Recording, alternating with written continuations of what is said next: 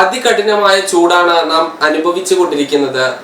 അതിൽ ശാരീരികമായി എന്തെല്ലാം ചെയ്യണമെന്ന കാര്യങ്ങൾ ആരോഗ്യവകുപ്പ് വിശദീകരിക്കുന്നുണ്ട്. അതോടൊപ്പം തന്നെ ചൂട് വർദ്ധിക്കുന്നത് മാനസികാരോഗ്യത്തെയും ബാധിക്കും. ഇപ്പോഴെന്നോടൊപ്പം ഈ പ്രശസ്ത മാനസികാരോഗ്യ വിദഗ്ധനായ ഡോക്ടർ രഘുനാഥ് പാറക്കലാണ് ഉള്ളത്. ചൂട് ഈ മാനസികാരോഗ്യത്തെ ഏതൊക്കെ തരത്തിലാണ് ബാധിക്കുക? തീർച്ചയായിട്ടും മാനസികാരോഗ്യ രംഗത്തിനെ ബാധിക്കുന്നുള്ള കാര്യത്തിൽ സംശയമൊന്നുമില്ല. പ്രത്യേകിച്ച് പാലക്കാടിലെ ചൂട്, കേരളത്തിൽ തന്നെ ഏറ്റവും കൂടുതൽ ചൂടുള്ളത് ഇപ്പോൾ പാലക്കാടെന്നോ ഇന്ന് 41 ഡിഗ്രിയോട് അടുത്ത് കൊണ്ടുവന്നു. അപ്പോൾ ഇത് ശാരീരികമായ മാറ്റങ്ങൾ ചൂട് കൊണ്ടുണ്ടാവുമല്ലോ വാസ്തവത്തിൽ. അത് ഹോർമോൺ ചേഞ്ചസും മറ്റു കാര്യങ്ങളായിട്ടും ഉണ്ടാവും. അതിൻ്റെ ഭാഗമായിട്ട് നമുക്ക് ശരീരത്തിൽ ഇറിറ്റേഷനും മറ്റുണ്ടാവും. ആ ഇറിറ്റേഷൻ്റെ ഭാഗമായിട്ട് മനുഷ്യൻ്റെ പല പ്രകടനങ്ങളും വ്യത്യാസങ്ങളൊക്കെ ഉണ്ടാവും. അതിൻ്റെ ഭാഗമായിട്ട് ഇമോഷണൽ വ്യത്യാസങ്ങൾ അല്ലെങ്കിൽ വൈകാരികമായിട്ടുള്ള പ്രശ്നങ്ങളുണ്ട്. ഇത് മാനസികാരോഗ്യത്തെ തീർച്ചയായിട്ടും ബാധിക്കും. അല്പം വഴക്കുകൾ കൂടാനോ അല്ലെങ്കിൽ ഇറിറ്റേഷൻ കൊണ്ടുള്ള പ്രശ്നങ്ങൾ ഉണ്ടാകാനുള്ള സാധ്യത വളരെ കൂടുതലാണ്. ഇപ്പോൾ പാമ്പിൻ്റെ കാര്യം എടുത്തു കഴിഞ്ഞാൽ തന്നെ നോക്കിയല്ലോ അല്ലേ, പാമ്പ് എപ്പോഴും തണുപ്പിനെ ആശ്രയിച്ചിട്ടാണ് മാറി നിൽക്കുന്നത്. അതിൻ്റെ മാറുന്നതിൻ്റെ ഭാഗമായിട്ട് മനുഷ്യൻ ഇപ്പോൾ കൂടുതൽ അനുഭവിക്കുന്ന ഒരു അവസ്ഥാവിശേഷമല്ല ഇപ്പോഴത്തെ കേരളത്തിൽ. അതായത് ഈ ഇറിറ്റേറ്റഡ് ആകുമ്പോൾ സ്വാഭാവികമായിട്ടും ദേഷ്യം വരും. അത് അപ്പുറത്ത് ഓപ്പോസിറ്റ് നിൽക്കുന്ന ഫാമിലിയിലാണെങ്കിലും കൊളീഗ്സ് ആണെങ്കിലും ഒക്കെ അങ്ങനെ ആ പെരുമാറ്റത്തിൽ ചില മാറ്റങ്ങൾ വരും. തീർച്ചയായിട്ടും പെരുമാറ്റത്തിൽ കൂടുതലായിട്ടുള്ള പ്രശ്നങ്ങൾ ഉണ്ടാവാനുള്ള സാധ്യതയുണ്ട്. കാരണം ദേഷ്യം വരുമ്പോൾ അതിൻ്റെതായ പ്രകടനങ്ങൾ ശരീരത്തിലും അല്ലെങ്കിൽ മറ്റുള്ളവരുടെ വ്യക്തിപരമായ ബന്ധങ്ങൾ അല്ലെങ്കിൽ ഇന്റർപേഴ്സണൽ റിലേഷൻസിൽ പ്രശ്നങ്ങളുണ്ടാകും, സംശയമില്ല.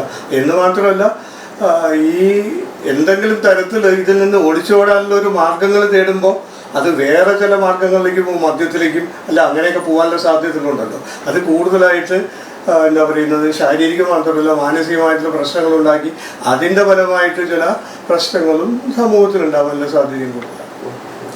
ഇപ്പോ ഈ ദേഷ്യം വരുന്നു അങ്ങനെയുള്ള സംഭവങ്ങൾക്ക് നമ്മുടെ ചൂട് കൂടുമ്പോൾ ഈ എന്തൊക്കെ കെമിക്കൽ ചേഞ്ചാണ്, ഹോർമോണിൽ എന്തൊക്കെ വ്യതിയാനങ്ങളാണ് വരുന്നത്? അത് ഹോർമോൺ ചേഞ്ചസ് വരുമ്പോൾ എന്ന് പറയുമ്പോൾ അഡ്രിനാലിൻ പോലുള്ള ഹോർമോൺസ് നമ്മുടെ ശരീരത്തിൽ കൂടും, BP റൈസ് ആവും. അതിൻ്റെ ഭാഗമായിട്ട് നമ്മൾ അങ്ങനെ സംസാരിച്ച പോലെ ചൂടൻ എന്നുള്ള പേര് തന്നെ വരുന്നത് ആ രീതിയിൽ. ചൂട് കൊണ്ടും ചൂടൻ ഉണ്ടാകും എന്നുള്ളതിൻ്റെ ഏറ്റവും വലിയ തെളിവാണുള്ളത്. ഒരുപക്ഷെ അങ്ങനെയായിരിക്കും ഈ ദേഷ്യം കൂടുതലുള്ള ആളുകളെ ചൂടനെന്ന് പറയുന്നത്. ഒരുപക്ഷെ അതുകൊണ്ടായിരിക്കാം അങ്ങനെ ഒഴിക്കാനുള്ള സാധ്യത നമുക്ക് അങ്ങനെ തന്നെ ഒന്ന് കണക്കൂട്ടി പറയാൻ തോന്നുന്നു. അപ്പൊ ഇങ്ങനെ ഈ നമ്മുടെ മാനസികാരോഗ്യം ക്ലിയർ ആക്കുന്നതിന് വേണ്ടിയിട്ട് ഈ ചൂടുകാലത്ത് എന്തെല്ലാം ചെയ്യണം? മാനസികാരോഗ്യ രംഗത്ത് ചെയ്യണമെന്ന് പറഞ്ഞു കഴിഞ്ഞാൽ നമുക്ക് കഴിയുന്നതും ഈ ചൂട് വരുന്ന സ്ഥലങ്ങളിൽ നമ്മൾ പോവാതിരിക്കുക എന്നുള്ളതൊരു വാസ്തവമല്ല. അതുകൊണ്ടാണല്ലോ സർക്കാർ പോലും പറയുന്നത് പ്രത്യേകിച്ച് 11 മണി മുതൽ 3 മണി വരെ രംഗത്തേക്ക് അല്ലെങ്കിൽ നമ്മുടെ സൂര്യൻ്റെ എക്സ്പോഷറിലേക്ക് വേണ്ട. എന്തിന് നമ്മൾ അവധിക്കാലം കൊടുത്തു? അത് തന്നെ ആലോചിച്ച് അറിയാമല്ലോ.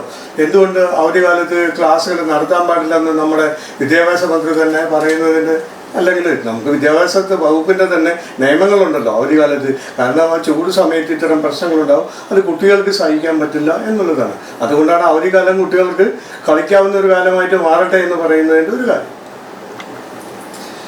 എന്നാലും മാനസികാരോഗ്യത്തെ ചൂട് ബാധിക്കും. അതുകൊണ്ട് എല്ലാവരും കരുതിയിരിക്കുക.